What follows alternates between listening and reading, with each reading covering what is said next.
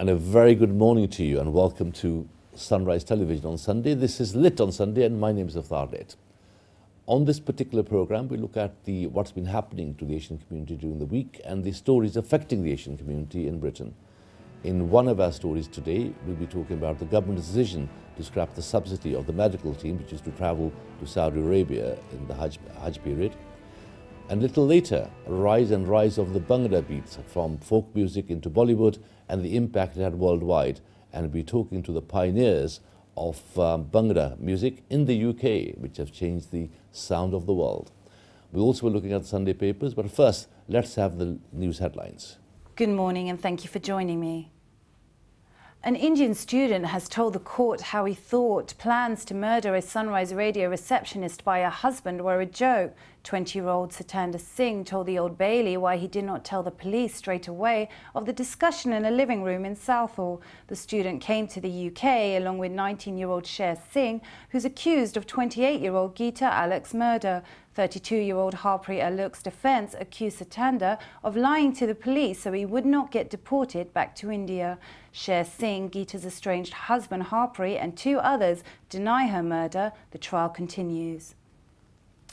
An 18-year-old man from Bradford has been accused of the murder of a family of three in a house fire. 10-year-old Alina Shan and her 8-year-old brother Aman died in the fire at their Pollard Park home on 6th of July, and their mother Iram died in hospital. 18-year-old Arshad Mahmood was remanded into custody by magistrates in Bradford and will appear at Crown Court tomorrow. And finally, the English Defence League has invited an American rabbi to join them outside the Israeli embassy to protest against Sharia law. The rally will kick off at 1 p.m. and include speeches from the Californian Rabbi Nachum Shifran, who will discuss what he's labelled the Islamification of the UK and America. There is a council demonstration taking place by the UAF at the same place. And that's the latest from me and the Sunrise News team. Now back to the studio. Well, thank you, Jessie. As the Muslims prepare for the Hajj journey to the cities of Mecca and Medina in Saudi Arabia, there is some bad news from the British government. Normally, the Foreign Office had been subsidizing the medical delegation to Mecca, but this year it has withdrawn it as part of the cost-cutting drive. So what effect will this have on the 25,000 or so British Muslims who travel to Saudi Arabia every year for Hajj? Raj Mehta looks at the impact. Hajj is the largest annual pilgrimage in the world. In the Holy Quran, every able Muslim must in his lifetime make a holy pilgrimage to the holy cities of Mecca and Medina. This is a unique opportunity to seek Allah's forgiveness and make a fresh start in one's life. Every year, millions of Muslims converge on Mecca, the holiest place in Islam.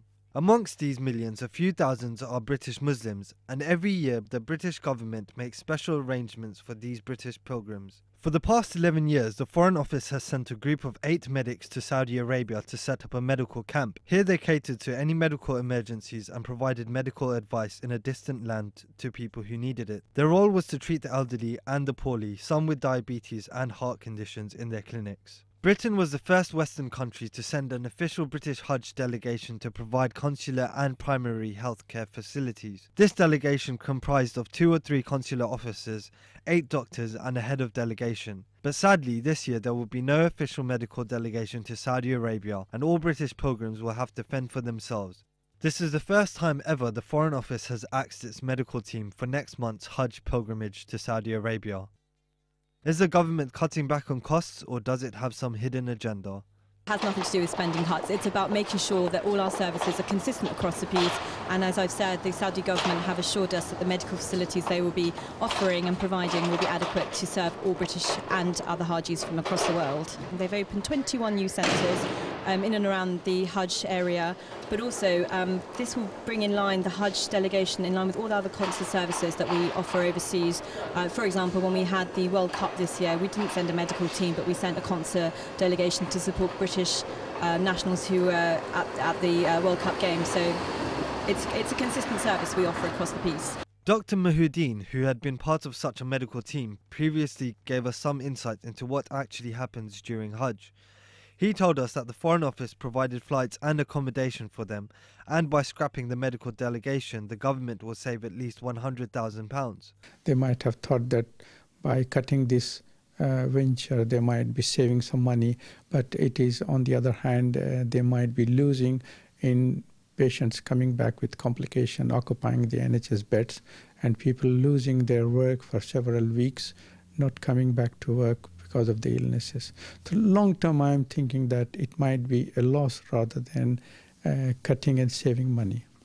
His main concerns are for the old and the frail, who in such hot, humid and most of all crowded conditions will not be able to cope. More than 25,000 Britons are due to travel to Saudi Arabia for the Hajj in the next few weeks, and the Muslim communities have their concern for the pilgrims' health and safety. People who have pre-existing conditions like diabetes, heart disease, lung disease, these are individuals who may not be able to always bear the extreme physical strain, physical exercise that is required. For example, the rites of Hajj require a lot of walking, going around, and negotiating your way through crowds, and that can be demanding, physically very demanding, and that may sometimes upset their general conditions, and they need to be very sure that they've taken proper precautions, they've taken their medicines, they're taking it regularly. All these are part of the health advice that we give to individuals before they go. This decision has sparked widespread anger not only among the Muslim organisations but amongst the members of Parliament itself. Labour peer Lord Nazir Ahmed, who led the first British Hajj delegation in 1999, has urged the coalition government to reconsider. Foreign and Commonwealth Office will say that because Saudi Arabia government has established more medical centres, they have the responsibility to provide this service. But you know, when you have 3 million people in Mina, Muzdalifah and Arafat, it's very difficult for British citizens who are not used to the environment, they're not used to the heat, they're not used to living in tents, and for them to be looking for these medical centres that are going to be speaking Arabic. They would have much preferred British doctors going there and giving them the medicine, because it actually saves money in our National Health Service, because when they return, the same people have the right then to go to their doctors for the medicine. But the actual brunt of this decision will be faced by the pilgrims, and talk of politics do not solve the issue. We took to the streets to ask the general public's view. Why is it that the Muslims are being neglected and saying, okay, we won't send the Hajj committee, although it's a Muslim thing, we won't send the doctors' delegation? Seems rather ironic that they should say this sort of thing. It doesn't make sense, it doesn't hold water unless they've got some justification which they can give us as the Ummah of the British nationals here.